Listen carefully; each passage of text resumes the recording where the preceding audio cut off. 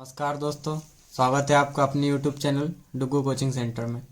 आज मैं आपके लिए लेकर आया हूं क्लास 12th के फिजिक्स के आईएमपी क्वेश्चंस, जो आपके रुक जाना नहीं पार्ट 2 योजना जो है, जिसके एग्ज़ाम दिसंबर में होने हैं, उसके लिए बेहद महत्वपूर्ण है। ठीक है, तो शुरू करते हैं हम। ये जो मैं बताऊंगा ये आपको यूनिट वाइज बताऊंगा। ठीक है, ये लगभग 30 से 35 क्वेश्चन हैं, जो ऐसे क्वेश्चन हैं जो लगभग हर बार पूछे ही जाते हैं पेपर में। ठीक है, तो इनकी खैर पूरी गारंटी तो नहीं है कि ये 100% ही आएंगे, लेकिन ये आपके 80% तक लगभग आ सकते हैं। ठीक है, तो हम शुरू करते हैं। देखिए, ये मैं आपको बताऊंगा यूनिट वाइज, इसमें से मतलब कौन सी यूनिट में से कितने नंबर का आएगा, कौन से नंबर में से 2 नंबर का आएगा, 3 का आएगा, 4 का आएगा या 5 का आएगा, ये भी आपको बताऊंगा। ठीक है, तो हमारी जो यूनिट 1 है, इकाई 1, इसमें से आपका आएगा एक 2 नंबर का, एक 3 नंबर का। ठीक है, टोटल आपका 5 नंबर का आएगा। और ये जो क्वेश्चंस मैं बताऊंगा ये आपको पुराने पैटर्न पर ही रहेंगे। ठीक है, याद रखना कौन से पुराने पैटर्न पर। क्यों? क्योंकि आपका जो रुक जाना नहीं का पेपर आएगा वो पूरा पुराने पैटर्न पर बेस्ड रहेगा। ठीक है, शुरू करते हैं।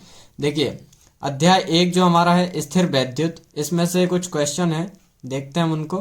पहला है, किसी आवेशित चालक के अंदर विद्युत क्षेत्र एवं विद्युत विभव को स्पष्ट कीजिए। ठीक है, किसी आवेशित चालक के अंदर हमें क्या बताना है? विद्युत क्षेत्र बताना है और विद्युत विभव बताना है। ठीक है, इसको इंग्लिश में देखते हैं। Explain the electric field and electric potential inside a charge conductor.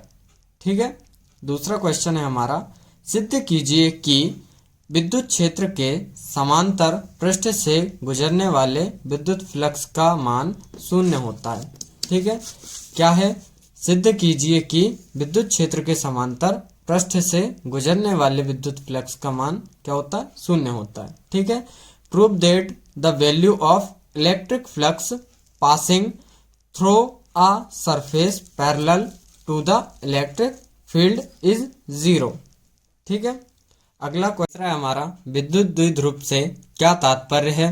किसी विद्युत द्विध्रुव के कारण अक्षीय स्थिति में किसी बिंदु पर विद्युत क्षेत्र की तीव्रता का व्यंजक प्राप्त कीजिए।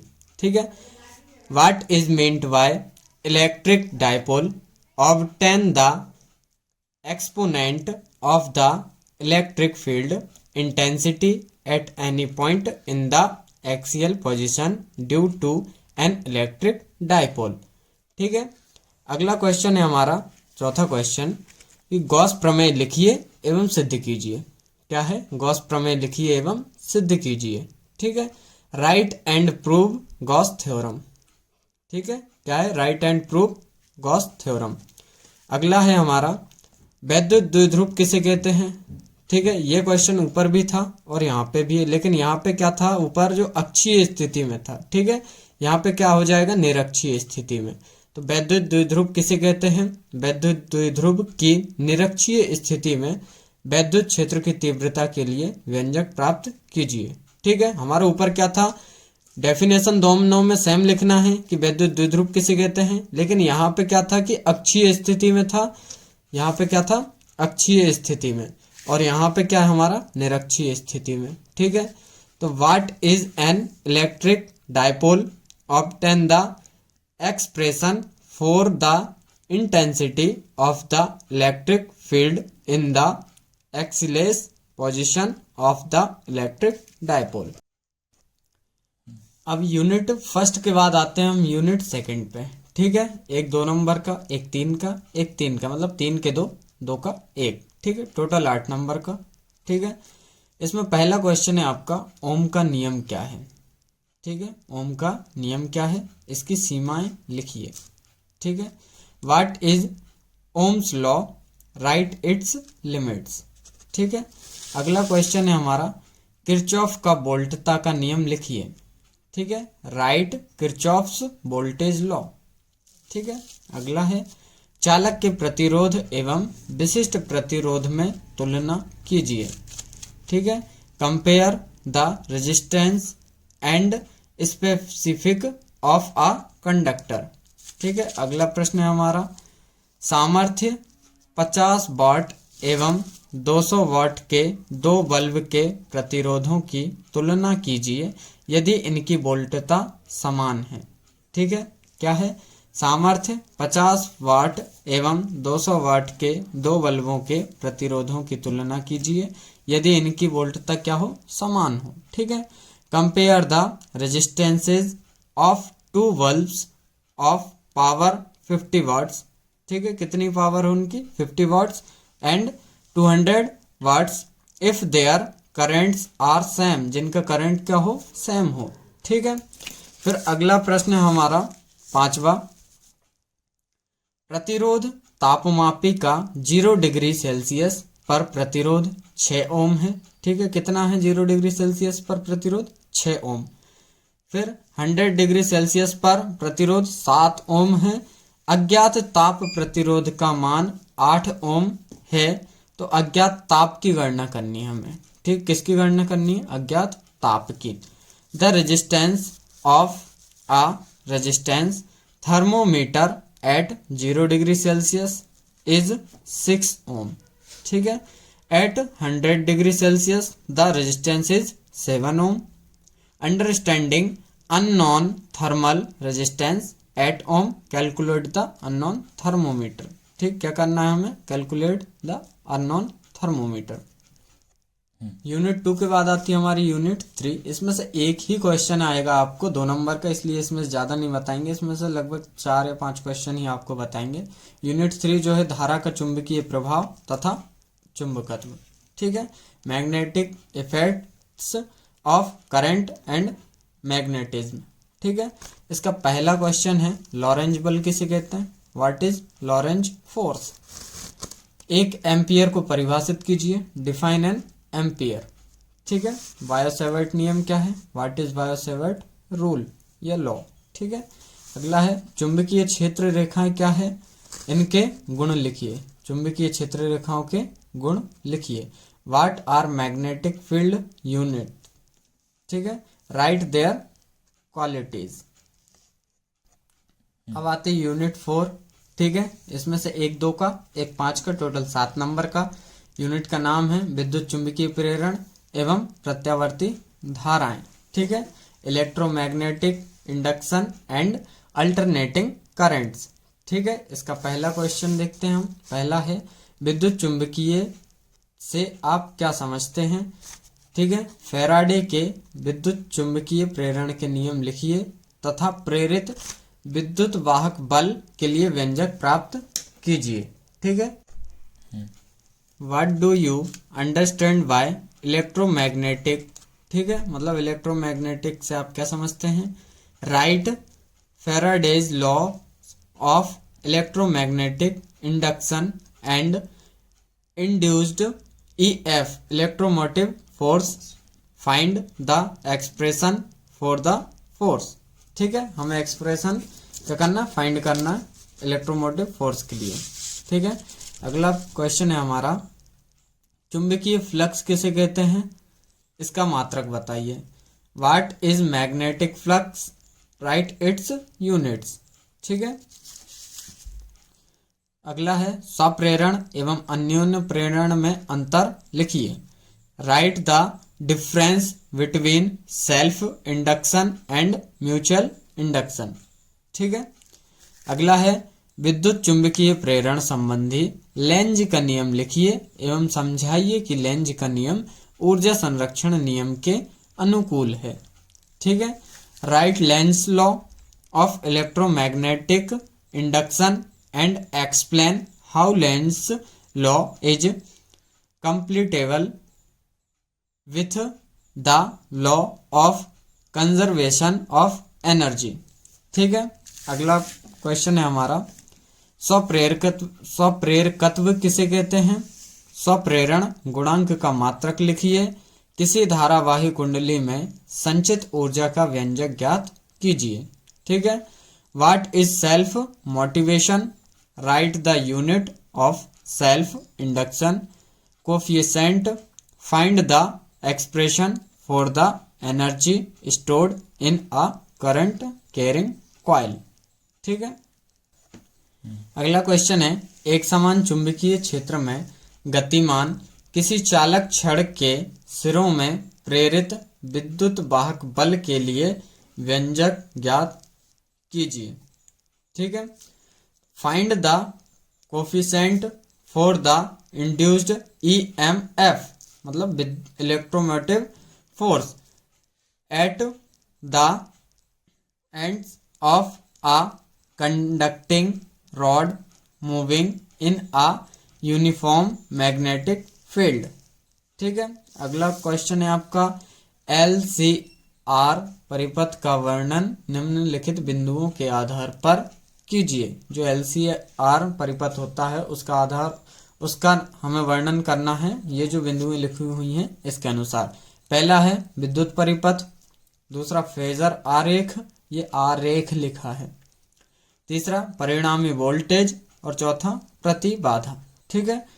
Describe the LCR council on the basics of the following points. ठीक है। पहला है हमारा इलेक्ट्रिकल करंट, दूसरा फेजर डायग्राम, तीसरा है रेजिस्टेंस वोल्टेज, ठीक है, चौथा है इम्पीडेंस। ठीक, क्या है? इम्पीडेंस। अगला क्वेश्चन है हमारा, एसी जनरेटर किसे कहते हैं? एसी जनरेटर का वर्णन निम्न बिंदुओं के आधार पर कीजिए। पहला सिद्धांत, दूसरा नामांकित चित्र, तीसरा संरचना और चौथा कार्यविधि। ठीक है। What is called AC generator? Describe AC generator on the basics of following points. ठीक है। पहला प्रिंसिपल, सेकंड हो जाएगा हमारा लेवल्ड डायग्राम, तीसरा स्ट्रक्चर और चौथा वर्किंग। ठीक है। अगला है ट्रांसफार्मर का वर्णन निम्न बिंदुओं के आधार पर कीजिए। पहला नामांकित चित्र, दूसरा सिद्धांत, तीसरा परिणामन अनुपात का सूत्र, चौथा ट्रांसफार्मर में ऊर्जा क्षय, पांचवा ट्रांसफार्मर के प्रकार और छठवा है कोई दो अनुप्रयोग। वैसे आपको इतना नहीं पूछा जाएगा, लेकिन आप यदि ट्रांसफार्मर से रिलेटेड क्वेश्चन आते हैं तो इनमें से आपको कुछ भी पूछ लिया जाएगा, इसलिए हमने आपको एक ही क्वेश्चन में इतने सारे क्वेश्चंस बता दिए। ठीक है। तो आप ये जरूर कर लेना, क्योंकि इससे बाहर आपका नहीं जाएगा ट्रांसफार्मर का क्वेश्चन। ठीक है। तो डिस्क्राइब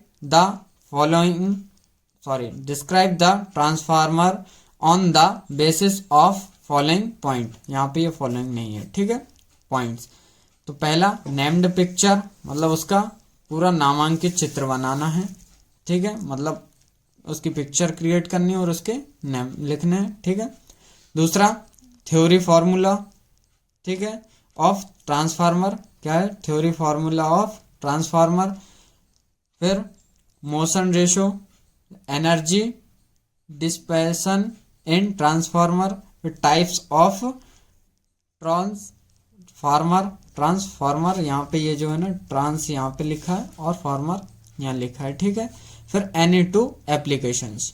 ठीक है, एप्लीकेशंस मतलब उसके कोई दो अनुप्रयोग। अगला है यूनिट 6। यूनिट 5 हमने नहीं दी है, क्योंकि उसमें से आपका जो पुराना कोर्स था उसमें से आपको क्वेश्चंस नहीं पूछे जाएंगे ब्लूप्रिंट के अनुसार। ठीक है। तो हम डायरेक्ट यूनिट 6 है, क्या, जिसका नाम है प्रकाशिकी, ऑप्टिक्स। ठीक है। इसमें से एक 2 नंबर का, एक 3 नंबर का, एक 5 नंबर का, मतलब टोटल 10 नंबर का आएगा आपको इसमें से। ठीक है, टोटल 10 नंबर का। तो आप इसको अच्छे से कर लें, क्योंकि 10 नंबर बहुत होते हैं। ठीक है। पहला क्वेश्चन है इसका, खतरे का सिग्नल लाल होता है क्यों? हमें ये बताना है कि जो खतरे का सिग्नल होता है वो लाल ही क्यों होता है। Why is the danger signal red? ठीक है।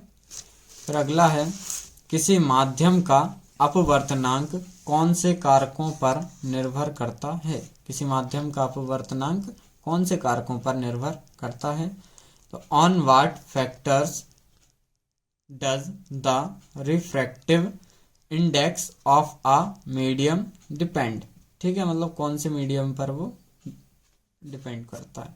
अगला है, उत्तल लेंस के लिए सिद्ध कीजिए कि, उत्तल लेंस के लिए हमें क्या सिद्ध करना है कि 1/f = 1/v माइनस 1/u होता है।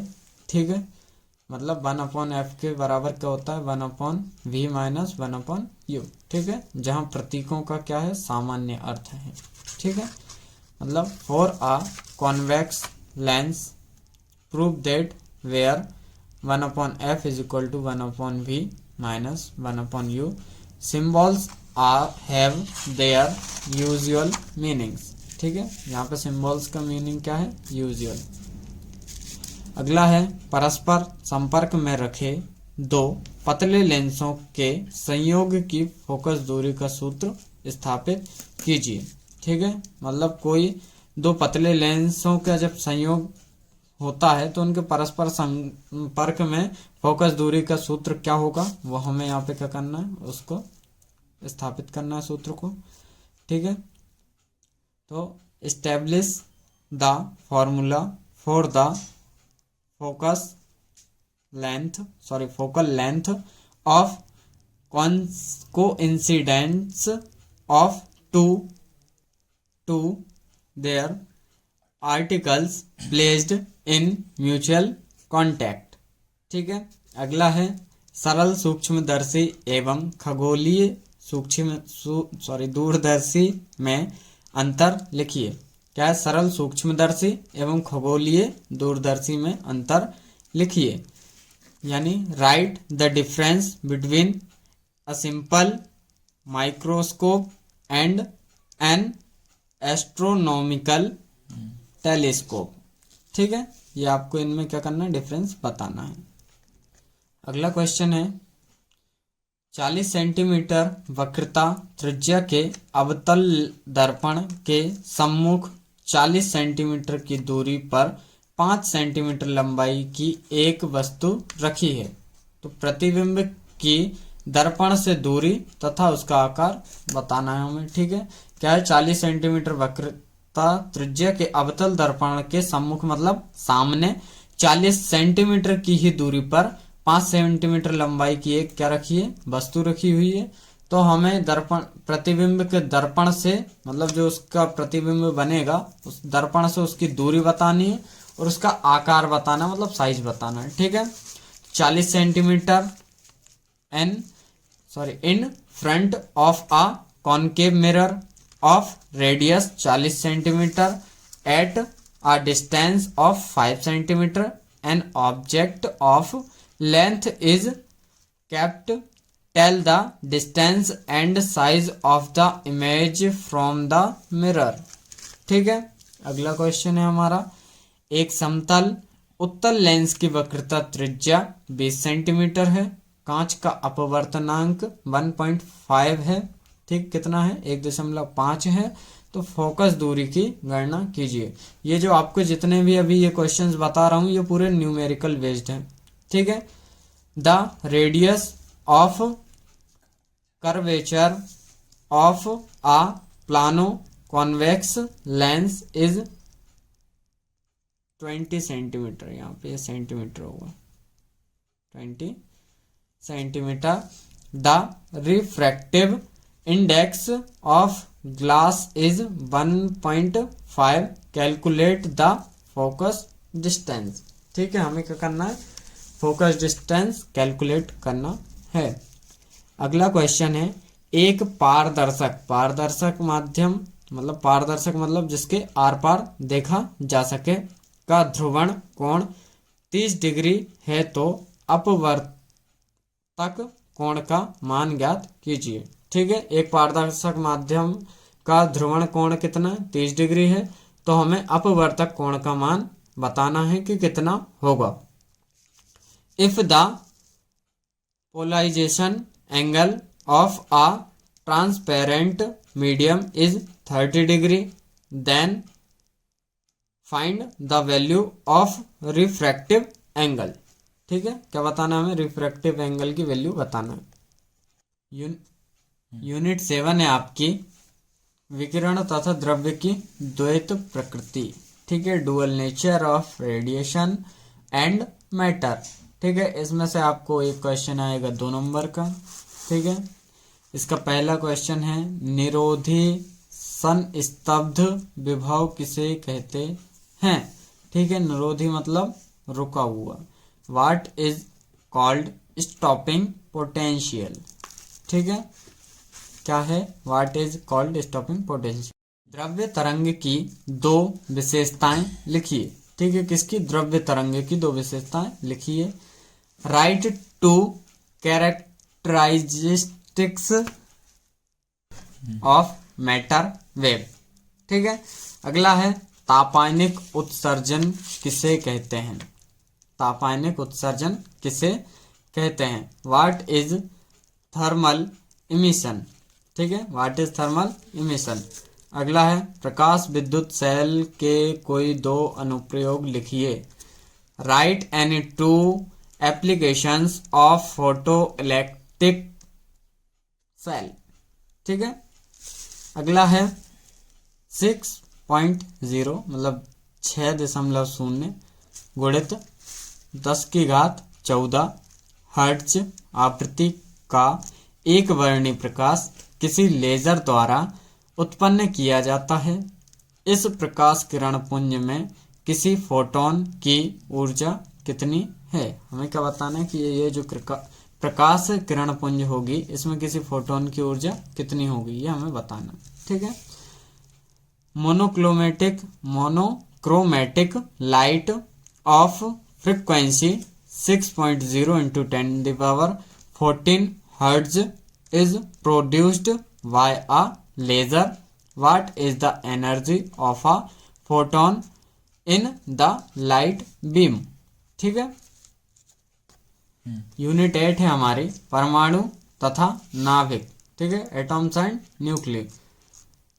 2 और 2 नंबर के इसमें 2 क्वेश्चन आएंगे, मतलब 1 2 का टोटल इसमें से 4 नंबर का आएगा आपका, ठीक है। पहला क्वेश्चन है इसका, हाइड्रोजन परमाणु के लाइन स्पेक्ट्रम में उपस्थित 5 स्पेक्ट्रमी श्रेणियों के नाम लिखिए, ठीक है। Right the names of the 5 spectral ranges present in the line spectrum of the hydrogen atom, ठीक है। अगला है परमाणु के नाभिकीय मॉडल की खोज किसने की, उनके द्वारा किए गए प्रयोग का नाम लिखिए, ठीक। क्या है, परमाणु के नाभिकीय मॉडल की खोज किसने की, उनके द्वारा किए गए प्रयोग का नाम लिखिए। Who discovered the nuclear model of the atom. Right the name of the experiment done by him, ठीक है। अगला है बोर मॉडल की अभिकल्पनाएं लिखिए। Right the designs of bore models, ठीक है। क्या करना है, हमें बोर मॉडल की डिजाइंस बतानी है, ठीक है। अगला है नाभिकीय विखंडन किसे कहते हैं, उदाहरण दीजिए। What is nuclear fission, give examples, ठीक है। अगला नाभिकीय संलयन किसे कहते हैं, क्या कारण है कि नाभिकीय संलयन केवल उच्च ताप एवं उच्च दाब पर ही संभव है। What is nuclear fusion called. What is the reason why nuclear fusion is possible only at high temperature and high pressure, ठीक है। यूनिट 9 हमारी अर्धचालक इलेक्ट्रॉनिकी पदार्थ युक्तियां तथा सरल परिपथ, ठीक है। Semiconductor electronics materials devices and simple circuits, ये हमारे यूनिट 9 का नाम है। अब इसमें समझते हैं हम, क्वेश्चंस देखते हैं। सबसे पहला क्वेश्चन है NAND मतलब नैंड गेट की सत्यता सारणी बनाइए एवं समझाइए, ठीक है। इसमें से जो गेट वाले क्वेश्चन हैं आप उनको अच्छे से कर लीजिएगा, क्योंकि गेट वाले क्वेश्चन लगभग आता ही है, ठीक है। 101% आपको आएगा ही एक क्वेश्चन, ठीक है। Draw and explain the truth table of NAND gate, ठीक है। अगला है P तथा N प्रकार के अर्धचालकों में अंतर बताइए। Explain the difference between P and N type conductors. ठीक है, अगला है पी एन संधि डायोड क्या है। पी एन संधि डायोड में धारा का प्रवाह अग्र अभिनति के रूप में समझाइए। ठीक है, अग्र मतलब आगे वाली। What is P N junction diode, explain the flow of current in P N junction cathode is as forward बियल्स। ठीक है, अगला है दिष्टकारी किसे कहते हैं, ये कितने प्रकार के होते हैं। पी एन संधि डायोड का अर्ध तरंग दिष्टकारी के रूप में वर्णन कीजिए। ठीक है, what is called a rectifier, how many types are there, describe P N, ये डी नहीं, यहाँ पे क्या आएगा, P N junction diode as a half wave rectifier. ठीक है, अगला क्वेश्चन है लॉजिक गेट किसे कहते हैं, और एंड नॉट और नैंड गेट के संकेत एवं सत्यता सारणी बनाइए। ठीक है, what is called logic gate. ठीक है, make signs and truth tables of OR AND NOT and NAND gates. ठीक है, इनकी क्या बनानी है हमें, नैंड गेट्स। अगला है नैंड गेट किसे कहते हैं, इसका संकेत बनाइए, सत्यापन सारणी लिखिए तथा निर्गत मान को तरंग के रूप में प्रदर्शित कीजिए। यह हमारा क्वेश्चन है। What is NAND gate, make a sign for it, write the verification string and display the output value as a wave. ठीक है, यह हमारा अंतिम क्वेश्चन है, लास्ट क्वेश्चन। लॉजिक गेट्स क्या है, और एंड व नॉर गेट के लिए संकेत, सत्यापन सारणी एवं बूलियन पद लिखिए। ठीक है, बूलियन पद मतलब बूलियन व्यंजक जो होता है हमारा। तो what are logic gates, write the symbols, verification table and Boolean terms for OR and NOR gates. ठीक है, इन सब के लिए हमें क्या बताना है, संकेत बताना, सत्यापन सारणी, बूलियन व्यंजक, ये सब हमें बताना है। ठीक है, तो ये आज की क्लास थी हमारी, इसमें हमने आपको फिजिक्स के रुक जाना नहीं पार्ट 2 के आईएमपी क्वेश्चंस बताए हैं। ठीक है, और इसके बाद जो हम क्लास लेकर आएंगे वो आपके लिए केमिस्ट्री की होगी, जिसमें हम आपको रुक जाना नहीं पार्ट 2 जो इसके पेपर दिसंबर में होंगे, उसमें हम आपको केमिस्ट्री के आईएमपी क्वेश्चंस बताएंगे। ठीक है, तो आपको ये क्लास कैसी लगी ये हमें कमेंट करके बताएं, और आपको ये फिजिक्स केमिस्ट्री के अलावा 12th में और कुछ भी मतलब अदर सब्जेक्ट में भी रुक जाना नहीं से रिलेटेड कुछ भी टॉपिक्स से रिलेटेड समस्या हो तो आप हमें कमेंट करके ज़रूर बताएं, और हमारे चैनल को सब्सक्राइब करना बिल्कुल ना भूलें। और ये जो आज की क्लास है इसकी वीडियो आप ज़्यादा से ज़्यादा अपने दोस्तों तक पहुंचाएं ताकि उनका भी भला हो सके। आप तो अपना भला कर ही रहे हैं, साथ साथ उनका भी भला करें। धन्यवाद।